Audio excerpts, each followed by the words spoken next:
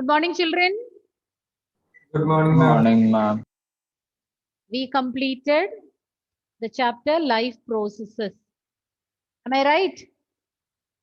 We completed excretion in plants in our last class. So with that, the chapter is complete. I had told you that life processes, chapter 6 is the lengthiest chapter. All the other chapters are comparatively smaller, shorter when compared to this particular chapter, very lengthy chapter. And 3/4 of the chapter you had already learned for the periodic test. Now, excretion is remaining. Transport in plants and excretion is remaining. And I want to take a test paper. You can decide the date. When do you want it? But when you are writing or when the test is there, you should learn well and come. And I want you to score better marks. Next When, week. yes, Next week. next class. Next week. Okay. Next week. Yes, agreed. Next week. Next week, 2 days we have. You want it on Wednesday or which all days you have? Wednesday and Friday or Monday and Wednesday?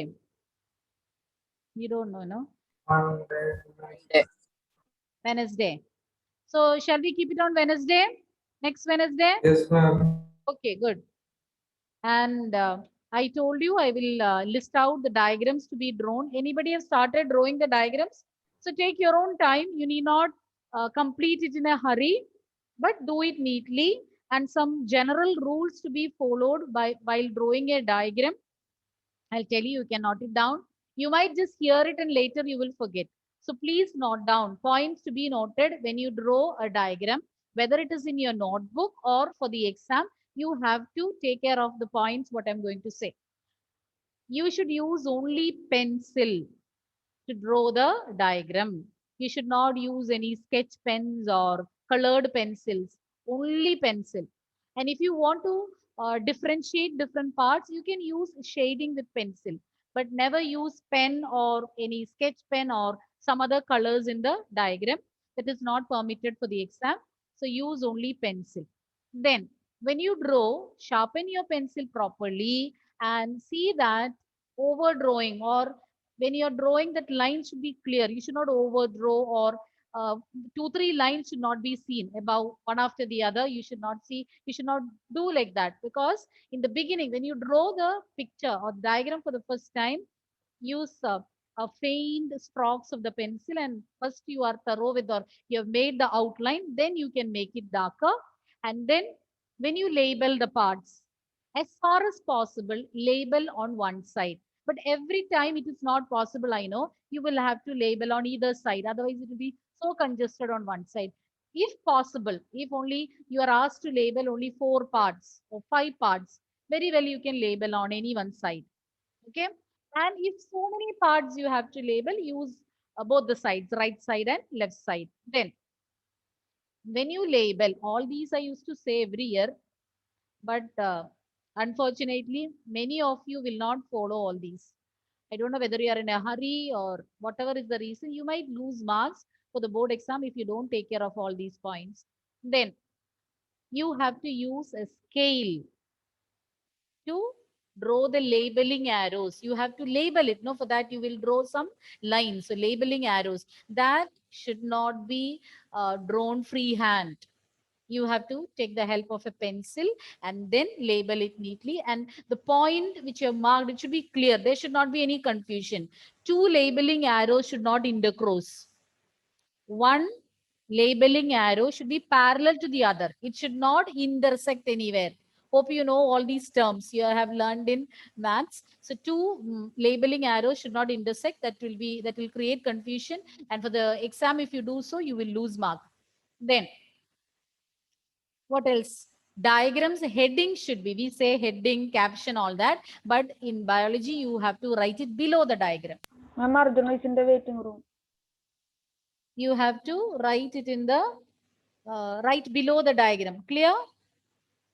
Am I clear to you? Caption should be written to the diagram. Then use only a pencil, draw it neatly. We all may not be good at drawing. Some will be very good at drawing. They have some artistic skills. They can excel in drawing, but we all cannot. So that I understand. So some of you used to say, ma'am, I don't know to draw. How will I draw? So all that is not a problem. What you need to draw is only those main parts. You don't have to decorate it and shade it and look as if it has been drawn by an artist. Nothing like that. Parts should be there. It should be neat. That is very important. It need not be very beautiful, but it has to be very neat. And one more thing, when you draw the heart, it should not look like a lung or stomach. That is important. I said that it should not be very beautiful, but it should look similar to the organ or the part which you're drawing. And sometimes when you draw the body parts, like for example, digestive system, if you're drawing, it is not necessary that you should draw the outline of the person. In your textbook, some cases, the outline is given. It is not necessary. But if you're drawing the outline, hope you understood what I meant. A man's outline is given, and then the digestive system is given in your textbook. It's not necessary that you should draw the outline, but if you're drawing the outline, positioning should be correct. I've seen some people, they draw the outline of the man and their digestive system will be somewhere near the knee portion. So that you have to take care of. Or else you skip that part, no problem. Outline you don't draw.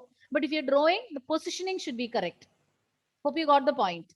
So diagrams, I will tell you, you can mark it in your textbook. As I said, you don't have to finish within 1 day or two. You may take 1 week time and then you can complete. And I might ask you to send it by WhatsApp or bring it to the class and Ma'am, in randomly. A4, Yes, we should draw it in A4 sheet. drawing. When Do we should. in A4 sheet. You can see you are writing the notes. See, lecture notes, I don't know where you are writing, either in your notebook or where are you writing lecture notes? I am doing in notebook. Book. Okay. Diagrams, I want you to draw in paper. The paper where you write notes, no? Then later you will file. Because sometimes I'll give you some additional questions also so that you can already textual exercises are given in those notes which I've sent. But apart from that, I'll be giving diagrams and some selected questions. So based on this chapter, I'll send a few questions. Okay. So diagrams that I want you to write, like lecture note is for your reference. Okay. If you're asked to cross check also, you don't have to submit the lecture note. That I can ask you to show me in between. Like I'll ask you to share the screen and show me the lecture notes. That I can ask you in between. But for the submission purpose, for note correction and all, when you submit, you should file these notes, what I'm saying, that is diagrams and the additional questions, what I'm giving based on each chapter, you will have to complete in that with proper heading, date. Okay. Clear? So the first work that is given is a few diagrams. You can take 1 week time and I'll list out. I think already you might have started in the beginning. I've told you some of the diagrams to be drawn. I'll just quickly tell you the points. You can just note down.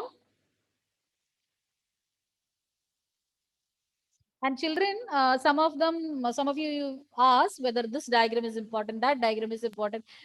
We cannot predict it. Any diagram they can ask. You should be familiar with everything to be on the safer side. But I will tell you to draw a few selected diagrams. One is on page number 97, 6.3, 6.3, 6.5, 6.3, 6. All these I had told earlier to draw. 6.3, 6.5, 6.6, 6.8. A flow chart. It's better if you draw it once so that you'll become thorough. Sometimes they will. 6.6 should be drawn. 6.6, yes. Ma'am, will you repeat? Yes, you have to. 6.3, 5, 6, 3, 5, 6, 8, 10. Respiratory system, I'll give you a better diagram.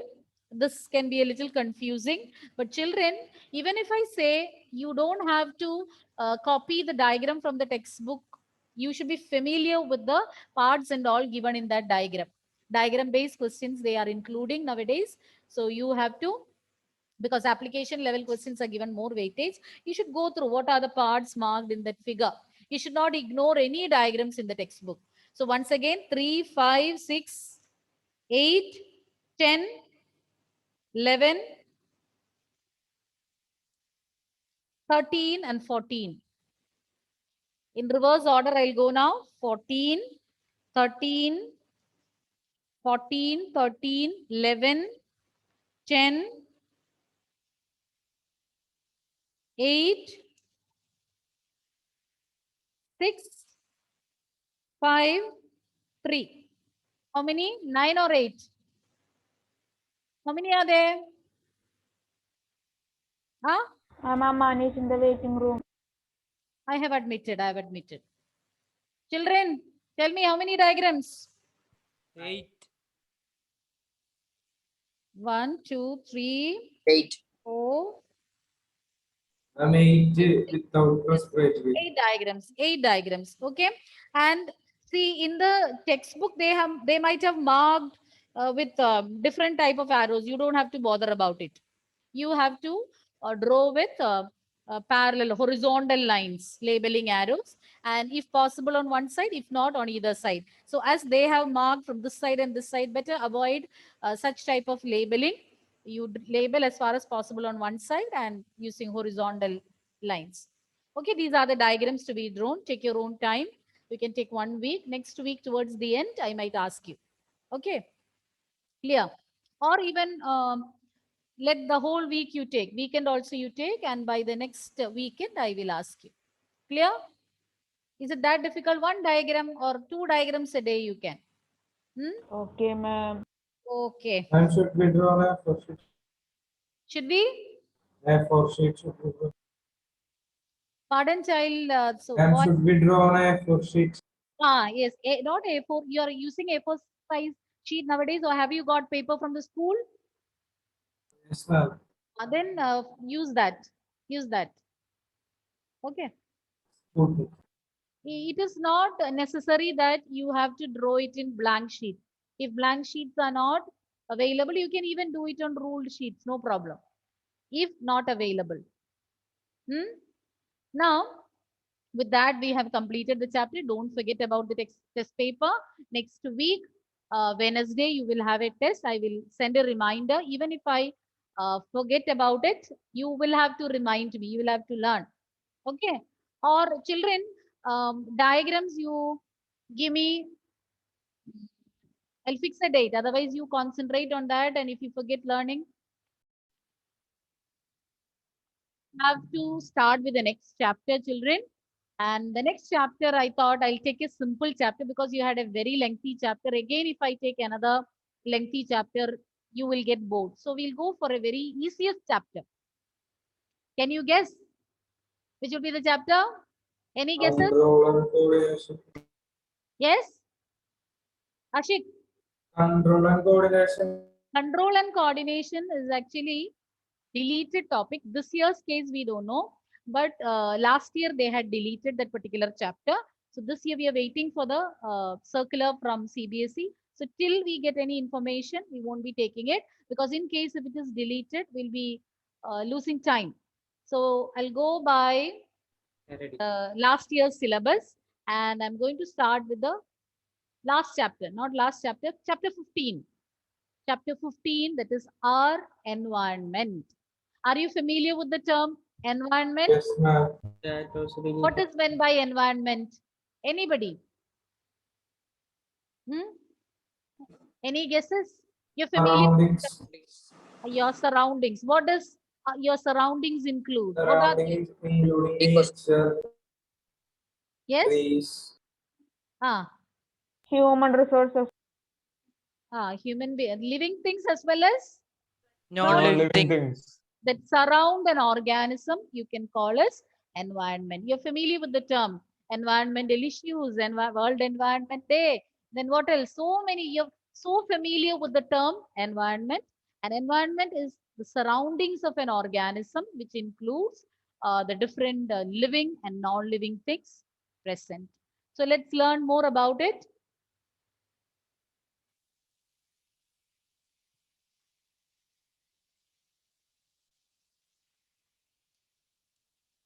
Chapter 15, our environment.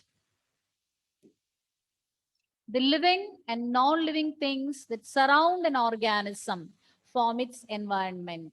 All the entire surroundings, which includes living and non-living things. The living and non-living materials that surround an organism form its environment. Is that clear? Once again, the living and non-living materials that surround an organism is known as its environment.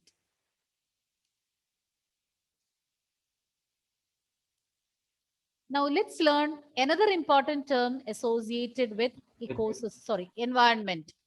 Another important term which is closely associated with the environment, that is ecosystem. All the interacting organisms in an area. You know that organisms, they need to interact with each other. If they need to survive, they have to interact with each other. We need to interact with our fellow beings, other creatures on earth. Plus, we have to interact with the non-living things, because we are living things, but we need many non-living things for our existence. We need water, we need air. So we need sunlight. There are so many factors, so many non-living things which we need for our existence.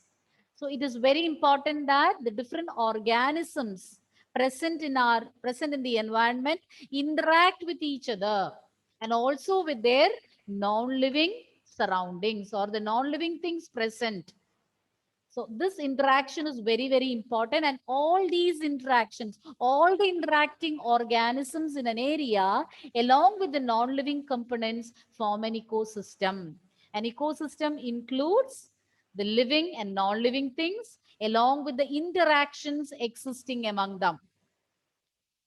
Hope you have understood. I'll repeat again. About environment, we learned all the living and non-living things that surround an organism is known as its environment. And what is an ecosystem?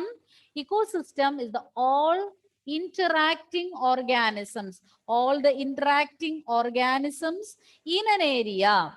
All the interacting organisms in an area along with the non-living components form the ecosystem. And in an ecosystem, the different living things interact with each other. And they also interact with the non-living components like light, air, water. So this interaction is very, very important for the existence of living organisms. All the interacting organisms in an area together with the non-living components form an ecosystem. And now we can categorize ecosystems into two types, natural and artificial. Can you give me some examples for natural ecosystems? Forest. Forest, Desert. desert, garden, Ocean. pond. Yes. And what is the difference between natural and artificial ecosystems? Natural and artificial ecosystems, any difference? Artificial is human beings. Artificial is made by, it's prepared by, it's made by human beings, artificially made. It is not existing as such in nature. For example, garden, then aquarium, field. All these are examples for artificial ecosystems. Pond, forest, then about man-made ecosystems, aquarium, garden. You can see an aquarium, then garden. All these are examples for man-made or artificial ecosystems.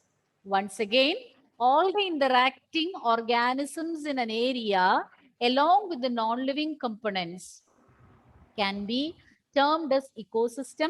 You can broadly categorize ecosystem into two types, natural, artificial. As the name suggests, natural is present in nature as such. It's not made by man. Example, pond, desert, forest, etc. Whereas man-made ecosystems are made by man. A crop field, then aquarium, garden, all these are examples for man-made or artificial ecosystems. Shall I proceed? So you are familiar with the term environment, ecosystem, types of ecosystem, and also the examples. Now moving on to the different components of ecosystem. Ecosystem consists of different components. Already from the definition for ecosystem, you might have understood what are the two components, and it is given in the picture also. These two components are, yes, what are the two Biotic components? and abiotic. Biotic and abiotic components. Bio, life, biotic, living components. Abiotic, non-living components. What are the biotic components, children? Living components. The different plants, animals, microbes. Plants and animals, human beings are included under animal kingdom. So plants, animals, microbes, etc. At the same time, abiotic components, some of the abiotic components include temperature, wind, rainfall, soil, minerals, etc. So in an ecosystem, there are two basic components. They are biotic and abiotic. Biotic components include plants, animals, microbes, etc. Whereas abiotic components include temperature, wind, rainfall, soil, minerals, etc. Clear?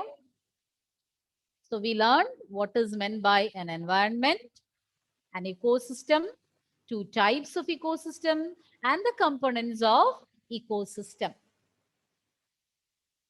Now we are going to learn about the different categories of, yes, children, previous slide, or this one. Yes, ma'am. Okay. The different components of ecosystem. Ecosystem can be categorized into, or it consists of two major components, biotic and abiotic components.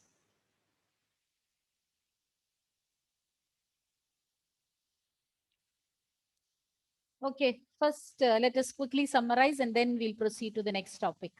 Arjun, what is meant by environment?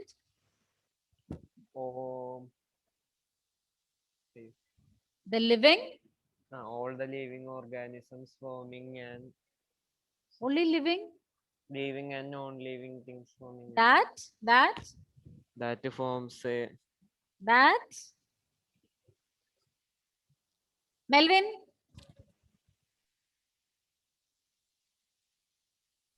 The non-living and living organism. They're together in an ecosystem. we didn't mention about ecosystem when we gave when we learned the definition for environment. What was the definition given? Uh, Continue. Where did you go? What happened to your video? no. Ah,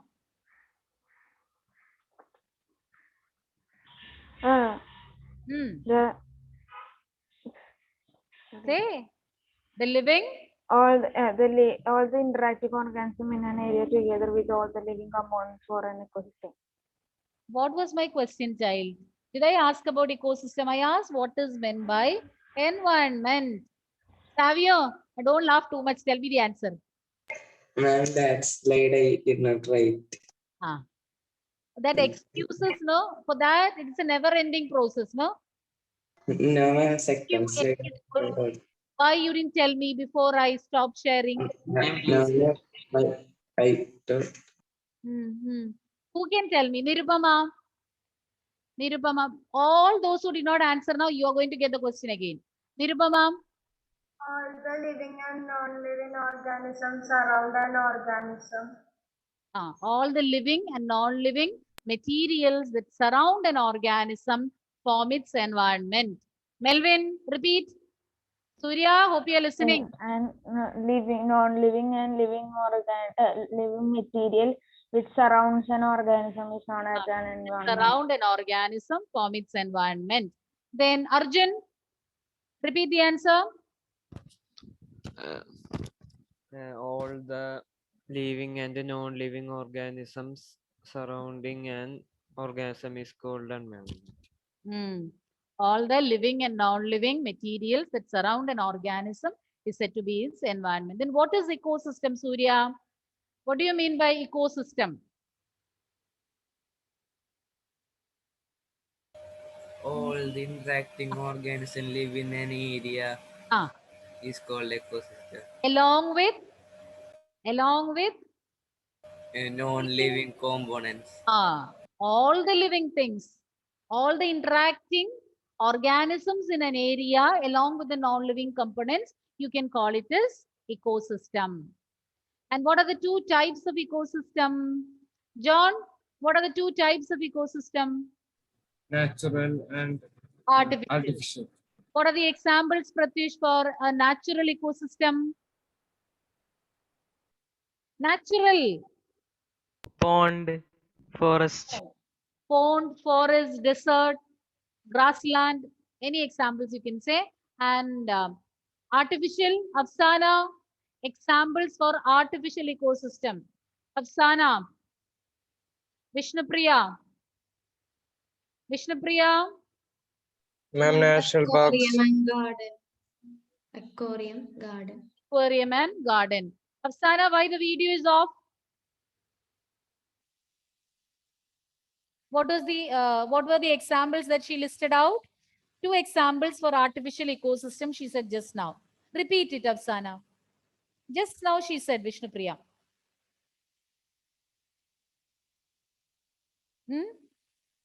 That means you were not there.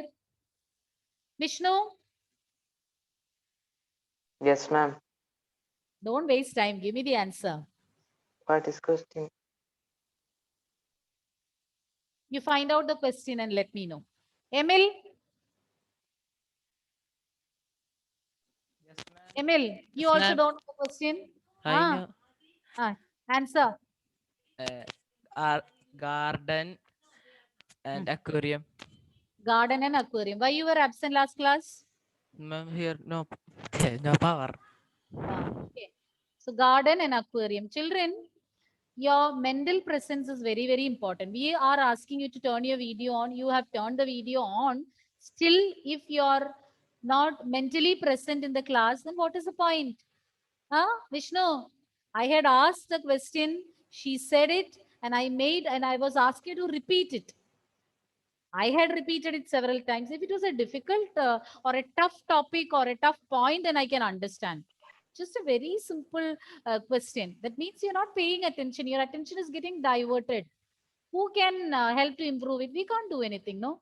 That you have to think. I'm not only telling about Vishnu. There are many of you who disappoint us when we ask the question. We are under the impression that you are listening everything, you have grasped everything. But when we ask the questions, then we realize that how far you were listening. Who is going to lose? You're going to lose. You will have to do double work, revising all that.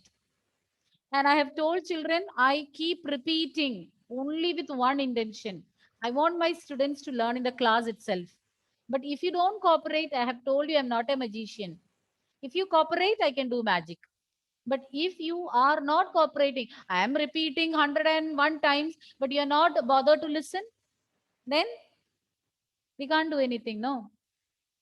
If it is in a normal class, I can monitor it. But there, if you turn the video off and if you go out somewhere else, you go to the kitchen and have some snacks, I cannot make out. I know you will not do all that. Okay, anyways.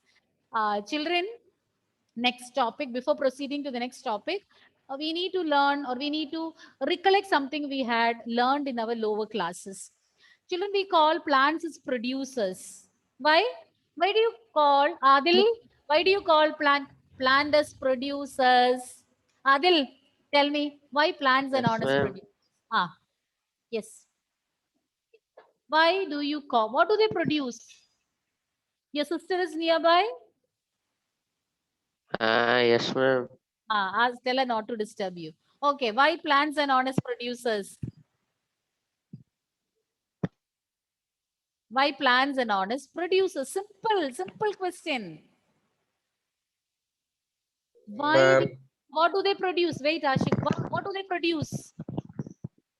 What do plants produce? You ask for standard child, they will say. For standard children will easily answer. Johan, what do plants produce? Plants produce their own food from Plants can sunlight produce by their own food. photosynthesis. Yes, by photosynthesis. So we call plants as producers. Now the next question, are they producing food only for them? Are they producing the No. food? Are they selfish? No, ma'am. Then we are also dependent on plants for our food, either directly or indirectly. Why? Directly or indirectly? Why do you say so? Some are directly dependent, some are indirectly dependent. In case of certain food items, we are directly dependent. Ma'am, some might be transformation needed. Some animals might eat. Yes. Cow For herbivores consuming. plants so that a food is made by the plant so the cow can eat it. Okay, for example, if we feed on some vegetables and fruits, we can say we are directly dependent on plants. At the same time, we are eating a non-vegetarian food or a flesh of animals or fish, or even what else? Egg. And there also we are indirectly dependent on plants. How? Because, for example, meat. If we feed on the meat of certain animals, how do they get food? Buffalo. Buffalo feeds on Grass. Grass. and that makes up the meat of the or the flesh of the animal. And we are dependent on this flesh or meat. That means we are indirectly dependent. Clear? All organisms, ma'am. all the living organisms are dependent on plants for their food, either directly or indirectly. And how do plants prepare food? What do you call the process? Photosynthesis. Photosynthesis. And in photosynthesis, plants make use of carbon dioxide and water in presence of Chlorophyll and Sunlight. and sunlight. Sunlight is very, very essential. Sunlight is the source of energy for all organisms on the earth. If plants do not get sunlight, they cannot prepare food. So sunlight is very, very important in helping the plants to prepare food, and we all are dependent on plants. So what do you call that category of animals? I told you plants, we call them or we term them as producers. What do you call the other category of organisms who are dependent on these plants? Herbivorous. That is a subdivision. In general, I don't know whether you've learned about it. Starting with C. Cattles. Only cattle. We come under that. We are also grouped under. Consumers. Very good. Who said it? Yes, Emil. Emil. You check the textbook or what? Emil? Yeah, I just saw the slide. You saw it. Oh. So we call them as consumers. All those organisms which are dependent on other organisms for their food, you can call them as consumers. So let us learn more about consumers. Children, I told you this is an easy topic. That doesn't mean that you can take it very lightly. I want you to pay attention and note down the points. Aman, there is power cut? No, ma'am.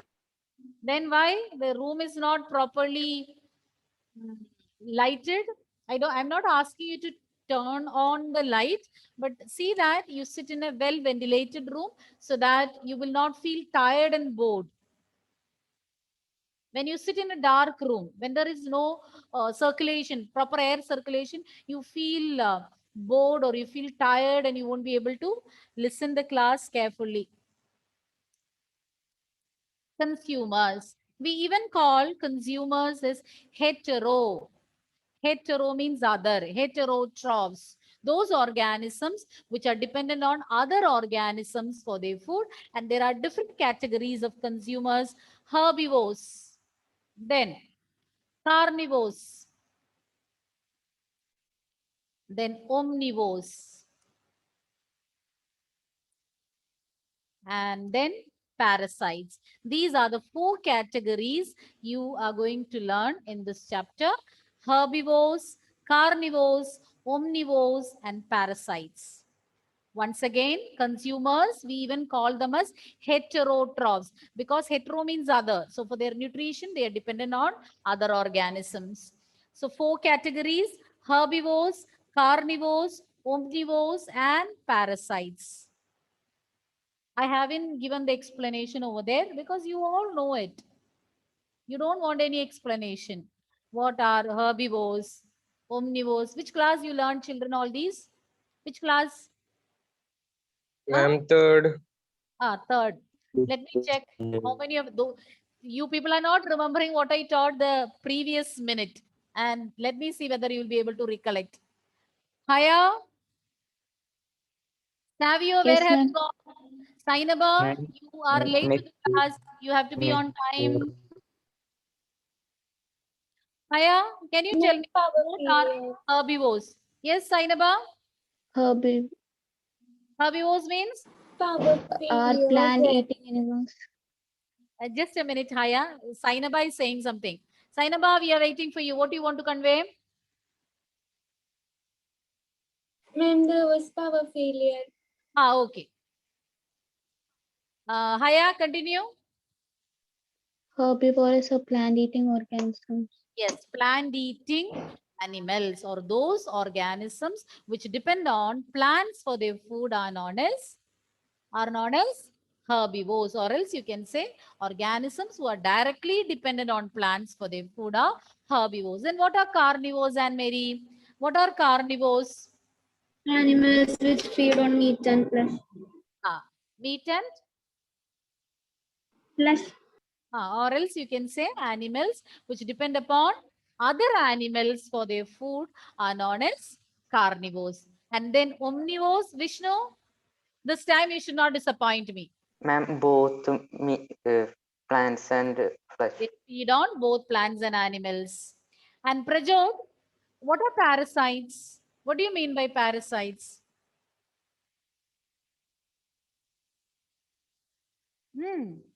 Let it be wrong. You just try. Can you give examples?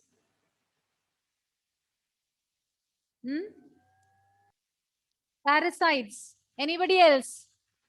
Parasites. Live Ma'am, on another I'll organism. Wait, Ashik, let me give the chance to who was saying? Ma'am, an organism that live on another organism. Organisms which live on or even inside or on the body of other organism. And what they do, Rifa?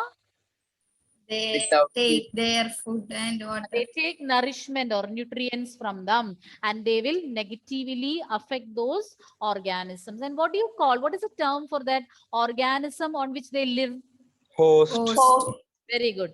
Host and parasite. So parasites are organisms which live inside or outside the body of the host and take nourishment from them or take nutrients from them, and the host might get negatively affected or they might get harmed. Can you give a few examples for parasite? The lice on your head. Then in the intestine, different worms are there. Hookworm, pinworm, all those are parasites. Okay. It's time. We'll be continuing next class. Do revise, do read this these topics and come. Let me continue taking the attendance. Aditya is Krishna. A few names I had entered earlier, but some of you joined late. Thank you. Thank you. ma'am. Thank you, ma'am.